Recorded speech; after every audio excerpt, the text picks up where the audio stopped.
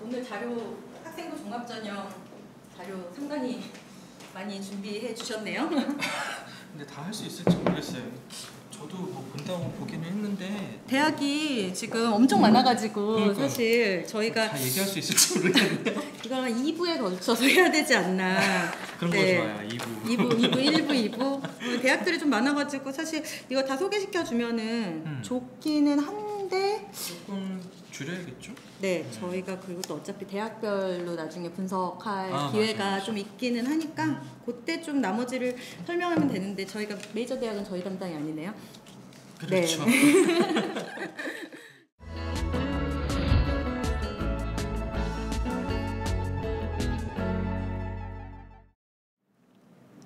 안녕하세요. 진학사 입시 브리핑의 김정현입니다. 이제 기말고사가 거의 끝나가고 우리 고3 친구들 본격적으로 수시 모집, 수시 지원 고민하고 계실 텐데요. 아마 다른 전형보다 학생부 종합전형에 대한 고민들이 좀 많으신 것 같아요. 그래서 사실은 학생부 종합전형에 대해서 뭐 여러 가지 이제 자료도 찾아보시고 또 자기소개서도 준비하고 뭐 그래야 되는데 실질적으로 가장 궁금한 합격 가능성 어떻게 되는지 좀 그런 것들 많이 궁금해하실 것 같아서 오늘은 학생부 종합전형의 평가 요소에 대해서 분석한 자료를 가지고 입시 브리핑 시간을 진행해 보려고 합니다. 오늘 새로운 분을 모셨는데요. 저희 진학사 입시전략연구소에서 학생부 종합전형을 아마 가장 많이 알고 계시는 저희 김무섭 연구원님 소개합니다. 예, 안녕하십니까. 진학사 입시전략연구소 김무섭입니다. 네, 목소리를 조금 톤을 올려주시기 바랍니다. 안녕하세요. 네, 아마 영상 같은 거 많이 보셨을 거예요. 네, 그리고 일단은 지금 오늘 가져온 기사에 근거한 자료들도 좀 직접 분석해 주시고 해서 지금 모셔서 좀 약간 자세한 말씀을 드리려고 하는데요. 사실 지난 그 7월 3일날 그 뉴스원에 보도된 자료에 의하면 기사 제목이 이런 제목이에요. 서울 15개 대학 학종 평가는 학업 역량, 인성, 발전 가능성, 전공 적합성 순위다. 이런 내용으로 발표가 되었어요. 실질적으로 이제 이 학업 역량, 인성, 발전 가능성, 전공 적합성 요 네 가지를 지금 이제 대학들이 학생부 종합평가의 주요 요소라고 얘기를 하는데요. 실질적으로 그러면 요 네 가지 평가 요소 구체적으로 어떤 내용을 담고 있는지 연구원님 조금 간단하고 자세하게는 말이 안 돼요. 좀 이렇게 좀 정확하게 좀 짚어주시면 좋을 것 같아요. 네. 먼저 학생부 종합전형이라고 하면 이거는 이제 어쨌든 대학에서 본인들이 원하는 우수한 학생을 선발하기 위한 다양한 전형 중에 하나인데요. 네. 뭐 우수한 학생이라는 기준에 대해서 많은 의문들이 있을 수가 있을 것 같아요. 먼저 그래서 가장 대표적으로 수능이나 정시 같은 경우에는 정량적으로 평가를 해서 네. 성적 순으로 쭉 자르면 이제 성적이 우수한 학생이 우수한 학생이다라는 그렇죠. 기준에 이제 근거하고 네. 있는데 학생부 종합전형이라고 하면 이제 다양한 정보를 가지고 학생에 대해서 평가를 하잖아요. 그러다 보니까 그 다양한 정보가 뭔지 모르겠다. 이런 많은 의문이 드는 것 같다 보니까 뭐 건국대를 비롯해서 이제 서울에 있는 주요 대학 6개 대학에서 건국대, 뭐 연세대, 그쵸, 서울여대 뭐 이런 뭐, 학교들이죠. 그런 데들에서 그 평가 학생부 종합 전형 평가 요소를 이제 표준화 한 내용이 있는 겁니다. 그래서 거기서 이야기하고 있는 게 학업 역량, 전공 적합성, 발전 가능성, 인성 이렇게 네 가지로 요약을 하고 있는 건데요. 먼저 학업 역량에 대해서 말씀을 드리면 뭐 아무래도 학업 역량이니까 뭐 학업을 할 수 있는 능력이라고 쉽게 이해를 하시면 되죠. 네, 많이들 하시는 오해가 이제 교과 성적. 그렇죠. 내신이 학업 역량 이꼴 내신이라고 생각하는 경우들이 사실 그쵸. 대부분이에요. 교과 네. 성적이 좋으면 최고 아니냐, 뭐 그거면은 다 되지 않느냐 이렇게 이야기를 하는데 뭐 그렇게 이해하실 수도 있지만 기본적으로 대학교에 이제 입학하고 난 후에 대학 수업을 따라갈 수 있는지를 이제 판단하기 위한 자료이기 때문에 학업 성취도 이제 말씀하시는 것처럼 이제 내신 성적 그런 학업 성취도를 평가하기도 하지만 학생들이 수업 시간에 배우는 이제 보이는 학업 태도나 학업 의지 그다음에 실제적으로 학생들이 동아리나 수업 시간에 했었던 탐구 활동 이런 부분들을 다양하게 평가를 하는 게 학업 역량이다 이렇게 이해를 하시면 될 것 같아요. 단순히 그러니까 교과 전형처럼 내신만 갖고 보기보다는 그쵸. 깊이까지도 같이 그쵸. 보는 게 학업 역량이다. 그러면 전공 적합성이 일단은 좀 단어는 사실 어떤 내용인지는 알겠는데 네, 전공 적합성 어떤 내용일까요? 뭐 말씀하신 것처럼 전공 적합성이라고 하니까 지원, 전공 혹은 뭐 계열 뭐 학과 이런 것들하고 관련된 분야에 대한 학생의 이제 관심이나 이해도 이런 정도를 이제 확인하는 게 전공 네. 적합성인데요. 일단 기본적으로 학교에서 대학교에서도 공부를 해야 되니까 기초적인 소양이라던가 뭐 잠재성 이런 것들을 평가하는 미래적인 뭐 성향 이런 것들을 네. 좀 갖고 있다라고 이해하시면 될 것 그러니까 같아요. 뭐 예를 들면 공대를 지원하는 학생들은 그쵸. 공대에서 수업을 들을 수 있을 정도의 그쵸. 수학이나 뭐 물리나 이런 실력을 갖춰야 된다. 뭐 그러니까 이렇게 이해하면 되겠네요. 그렇죠. 기본적으로 어떤 과학이나 수학에 대한 소양을 갖춰야 되겠지만 네. 생각보다 대학에서 영어 원서도 많이 보잖아요. 그렇죠. 영어도 잘해야 영어도. 되는데 자연계열 학생들이 이제 수학과 과학에만 또 매진하는 학생들이 너무 많아서 네. 좀 대학 가서 어려워하는 경우도 있는 것 같아요. 네. 그리고 발전 가능성은 이게 가장 좀 모호할 것 같아요. 어떤 그쵸. 게 발전 가능성인지. 예, 이제 명칭에도 나와 있는데 발전 가능성이잖아요. 네. 그러니까 가능성에 대해서 이야기하는 건데 이 학생이 현재 수준, 뭐 질적으로나 양적으로나 현재 수준보다 좀 더 성장할 수 있는지에 대한 가능성을 평가를 하는 건데 이걸 이제 가능성이다 보니까 하나로만 평가하기가 좀 어려워서 그렇죠. 뭐 학업이나 학업 외 소양들을 종합적으로 좀 평가하는 요소다. 그래서 이 학군 역량, 전공적 합성, 발전 가능성, 인성 이 네 가지 요소 중에 가장 좀 포괄적인 내용이 아닐까. 교과와 비교과가 모두 다 들어가고 그 다음에 약간 자기 주도적인 학습을 하는 맞아요. 친구들 그런 친구들이 발전 그게 가장 가능성이 중요하죠. 자기 주도가 중요하겠네요. 그럼 마지막으로 인성인데 인성은 그래도 좀 쉽게 와닿을 수 있을 것 같아요, 사실. 그렇죠. 인성이라고 하면 보통 이제 착하다, 네. 인성이 좋다 이런 착하다, 착하다는 뭐 성격이죠, 사실. 성실하다 근데. 뭐 이런 걸로 이제 많이들 착각을 하세요. 네. 근데 뭐 기본적으로 정의는 공동체 일원으로서 필요한 바람직한 사고와 행동이라고 이제 규정을 네. 하고 있거든요. 그러니까 학생들이 착한 것은 이제 상태인 거고 네. 이게 행동으로 드러나야 이 학생의 성격이 인성이 진짜로 좋은지 아닌지를 평가할 수 있는 거잖아요. 그래서 그런 행동을 구체적으로 드러난 것들을 좀 평가하는 거다. 그래서 그냥 나 착한데 왜 안 뽑냐 이렇게 네. 얘기해봐야 소용이 없는 부분이라고 할 수 그렇죠. 있죠. 그러니까 네. 실제적으로 구체적 행동이 있어 배려, 뭐 나눔, 갈등 그쵸, 관리, 자기소개 그쵸. 3번 항목에 있는 것도 그렇고 또는 뭐 성실성, 그러니까 그쵸. 출석이나 이런 맞아요. 것들도 사실은 너무 결석이 많거나 이런 친구들이 학종에서 조금 안 좋은 평가를 받을 수가 있는 게 이런 성실성에 좀 문제가 있는데 이것도 인성 파트에 들어간다는 그쵸. 말씀이신 거죠? 물론 이제 뭐 이유가 있으면 그렇죠. 상관이 네. 없는데 여기서 무단결석 무단, 그쵸 무단결석이 막 3회 이상이다 뭐 이렇게 되면 뭐 그렇다고 쓸 수 없는 건 아닌데 네. 예, 그거에 대한 합당한 이유가 있어야 대학에서도 그런 정상을 참작한다. 네. 그렇게 할 수 그러면 학생부 종합전형을 친구들이 준비할 때는 요 네 가지 그쵸. 학업 역량, 네네. 전공 적합성, 발전 가능 인성 요 네 가지를 일단 기준으로 준비를 하면 될까요? 일단 그 네 가지를 기준으로 하는데 그것은 말씀드렸던 6개 대학에서 표준 안으로 제시를 한 것이었고 실질적으로는 이제 해당 대학 뭐 학과 전형 방법에 따라서 구체적인 세부 내용 같은 것들이 네. 다를 수 있기 때문에 본인들이 진학을 희망하는 대학교의 뭐 전형 방법이라던가 인재상이라던가 이런 내용들을 좀 찾아보셔야 아마 좀 더 정확한 내용들을 이해하고 지원하실 수 있을 것 같아요. 네, 그러니까 실질적으로 사실 오늘 이 내용을 가져온 게 친구들이 학생부 종합전형 이런 걸 생각을 하면은 뭐 어떤 이 관련 아까 내가 지원하려는 학과와 관련돼서 어떤 활동을 했는지, 그러니까 뭐 동아리는 뭐 했는지, 그쵸. 뭐 비교과 활동이 뭐 했는지 이게 없는데 제가 지원이 가능할까요? 약간 이런 거에 고민하는 전공 적합성 부분에 대해서 맞아요. 고민이 많은데 지금 소위 아까 기사에서도 봤듯이 15개 대학 학종평가는 전공 적합성은 가장 비중이 작았고 그쵸. 학업 역량 비중이 가장 컸거든요. 그래서 실제로는 약간 친구들이 생각하는 것과 좀 다른 부분이 있는 것 같아요. 그렇죠. 뭐 대학마다 차이가 있기는 한데 아무래도 좀 그렇게 뭐 학생들의 선호도가 높은 아주 높은 네.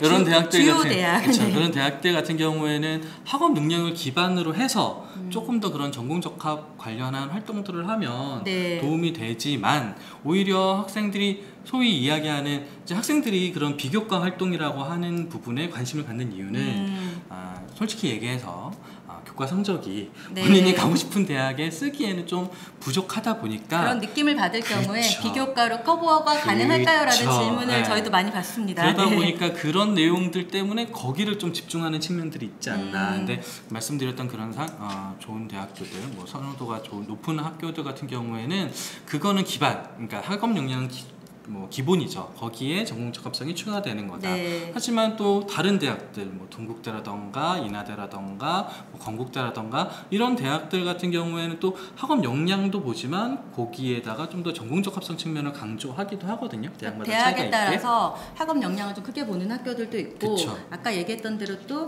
약간은 전공, 그러니까 소위 말하는 나는 이과의 매니아 같은 네. 그런 모습도 좀 강조되는 학교들도 있는 것 같습니다. 네네. 그래서 근데 이제 좀 사실 학업 역량이라는 거를, 그러니까 학업 역량 부족하면 그럼 전 학생부 종합전 지원하면 안 되겠네요. 이게 아니고 그쵸. 약간 이제 대학에서 평가 기준에 따라서 요 대학은 학업 역량을 조금 더 강조해주면 좋겠다. 네네. 여기는 전공 적합성 좀 더 강조해주면 좋겠다. 요 말씀이신 것 같아요. 네. 그래서 실질적으로 이제 소위 뭐 우리 서울대, 연대, 고대 뭐 이런 학교들 같은 경우 학업 역량 강조가 됐는데, 지금 아까 잠깐 나왔거든요. 건대 같은 그쵸. 경우에는 저희도 뭐 합격자 결과 보면 약간 점수가 내신이 엄청 조금 길죠. 브로드한 편이고, 소위 뭐 합격 사례들을 보면은 조금 이과에 약간 많이 꽂혀 있는 친구들이 합격한 케이스들도 있는 것 같은데, 네. 이것도 실질적으로는 모집 요강상의 평가 요소를 보면 확인할 수 있는 내용인가요? 그쵸. 이제 뭐 다 밝히고 있지는 않아요. 대학들에서. 뭐 예를 들어서 서울대 같은 경우에는 2019학년도 학생부 종합전형 안내에서 네. 뭐 우수한 학업 능력과 적극적인 학업 태도를 지니는 학생을 선발한다. 뭐 고대 같은 경우에도 뭐 고교 시절 뭐 충실하게 학교 생활에 임하고 학습 능력에 뛰어난 잠재력이 있는 학생이라고 네. 그냥 되게 종합적으로 이야기를 하는데, 반면에 이제 건국대 같은 경우에는 뭐 4개 요소를 기반으로 서류 평가는 그쵸, 하지만 서류 평가는 진행을 하고, 이제 면접에서는 학업 역량이 이제 빠지거든요. 전공 적합성, 예, 그쵸? 인성 발전 가능성 세 가지만 그세 면접에서 가지를 평가하더라고요. 평가를 하고, 이제 그러다 보니까 뭐 확인 면접 중심으로 그쵸. 이렇게 진행이 그래도 되는 질문이 측면들이 있는 거죠. 그러면은 이런 전공 적합성이나 뭐 발전 가능성에 포커스가 맞춰질 수밖에 그쵸. 없을 것 같습니다. 네. 그래서 실제로 4가지 평가 요소 기준이지만 개별 대학에는 다를 수 있다. 학교별로 좀 확인해 보고요. 저희 사실 김무섭 연구원님 같은 경우는 저희 조선에듀의 그 뭐죠? 대입 전형 소개서라는 칼럼을 지금 연재 중이세요. 그래서 예, 검색해 보시면 나올 텐데, 거기서 제가 칼럼 내용 중에서 좀 이런 내용을 봤어요. 그 동일한 대학이라고 하더라도 학생부 종합을 약간 2종류 이상 할 경우에는 평가 요소가 조금 달라질 수 있다. 네, 그게 구체적인 뭐 사례가 있을까요? 그러니까 지금 뭐 앞서 저희가 얘기한 내용들의 연장선상인데, 네. 뭐 가장 대표적인 데가 이제 중앙대죠. 중앙대. 네, 중앙대 같은 경우에는 뭐 탐구형 인재랑 다빈치형 인재랑 두 가지 전형으로 이제 학생들을 선발하는데, 뭐 다빈치형 인재 중앙대 같은 경우에 펜타곤 평가 모형이라고 해서 네. 5가지 요소로 이제 학생들을 평가를 합니다.